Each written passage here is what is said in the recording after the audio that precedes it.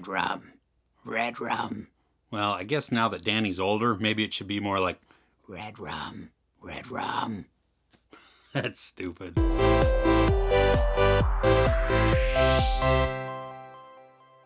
Written by Stephen King and directed by Mike Flanagan, Dr. Sleep follows the story of Danny Torrance, who is now grown up, and he meets a young girl who also has the shine. Now he tries to protect her from the True Knot, a group that feeds upon people with the shine. I read this novel, and I was wondering how Flanagan was going to treat King's novel, especially because Stephen King famously hated Stanley Kubrick's version of The Shining.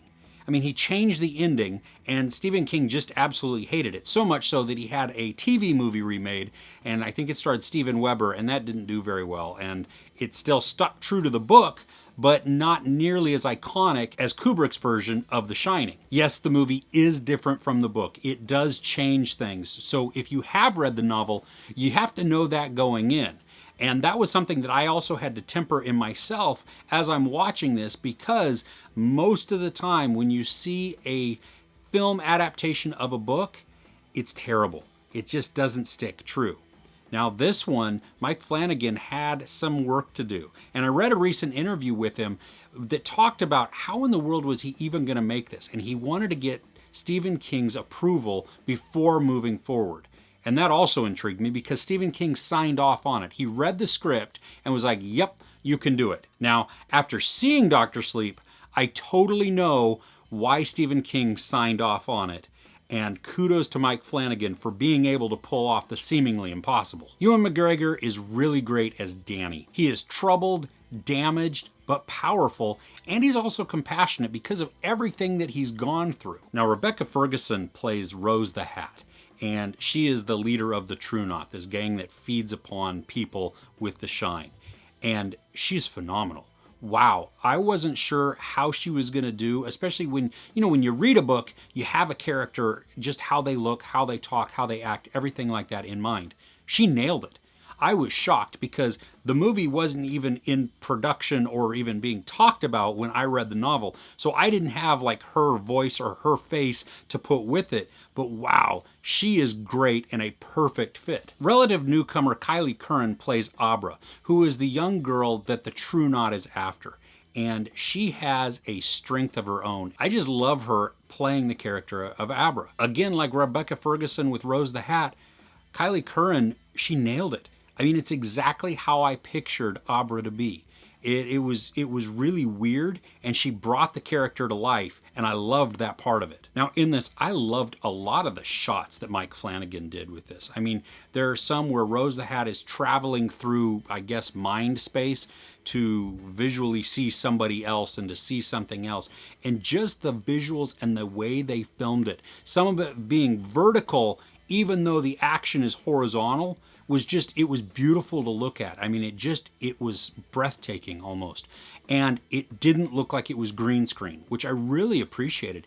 And then there's also the use of some good practical effects also, that they really worked, they felt great, they looked wonderful, and everything sparked of genuineness. Is that a word? Another shot of kind of moving through space or time or people's head, I don't know exactly how to describe it, but is Abra, because she has the shine as well, so she can hear things, she can see things, just like Danny hears Tony in the original Shining. I mean, she kind of has that. She can see things, and there's some just really great camera work that goes on surrounding Abra and just what she's doing. In the trailer, or even in some of the promotional shots of the True Knot, I was a little afraid because I saw some blue glowing eyes and I was like, oh, is this going to be cheesy? Is this going to be dumb?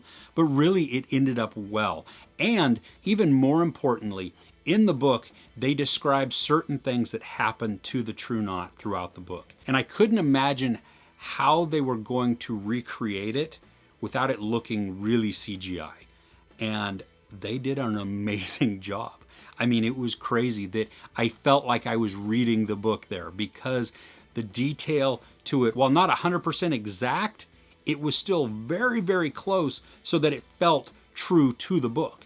And that's what I liked, that just the look, the feel, everything about this really stayed true in that aspect to the book. And then one thing that I absolutely it floored me that it was in there, but I loved, and I'm so glad that they included it, are the nods to Kubrick's The Shining, his film version.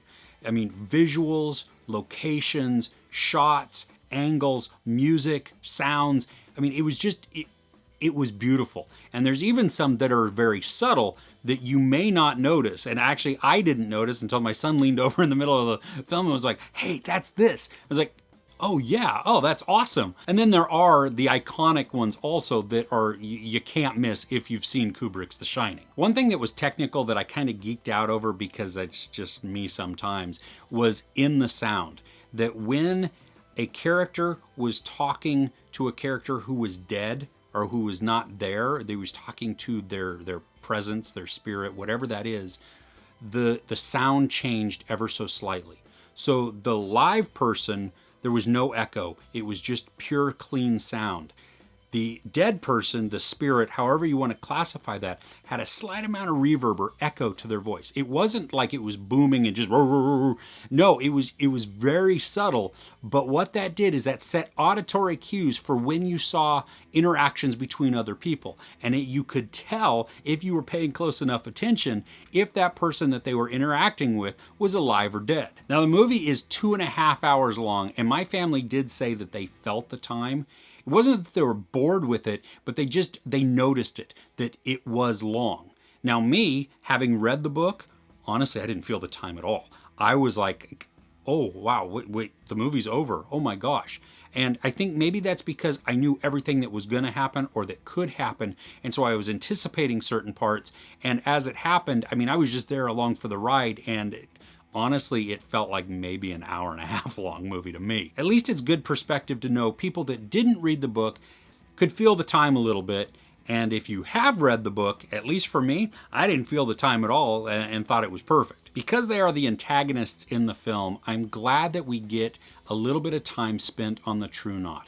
Who they are, why they're doing what they're doing. Now, we don't get a lot of detail on all of the characters. You get a ton of detail in the book, but on the film, we don't need all of that detail on every single character, because we get a well-rounded picture, and then we know this person does this and that's really cool, and then this person is this, and this person, oh my gosh, they've been around for whatever. So I liked that, but even more so, we get the motivations, we get everything behind them, we know why they're doing what they're doing and who they are as a group. Mike Flanagan apparently has some friends that he has worked with before in some of his other films, because they do make small appearances in this also. And good grief, the dude has something for degloving too. I don't know what's going on, but So I ended up really enjoying the movie. And I think that regardless if you've read the novel or you haven't, you can get some really good enjoyment out of Dr. Sleep. And I do think you'll have a good time with this, even though it is not nearly as scary or disturbing as Kubrick's film. There's no sex, but there's nudity, profanity, and a whole lot of violence. I give Dr. Sleep 4.5 out of 5 couches. So have you read the novel? I'm curious if you have, and then are you going to see the movie? Let me know in the comments below. If you've enjoyed this review, please give it a like. Also, don't forget to share and subscribe. I'm Chris. This is Movies and Munchies. Thanks for couching with me.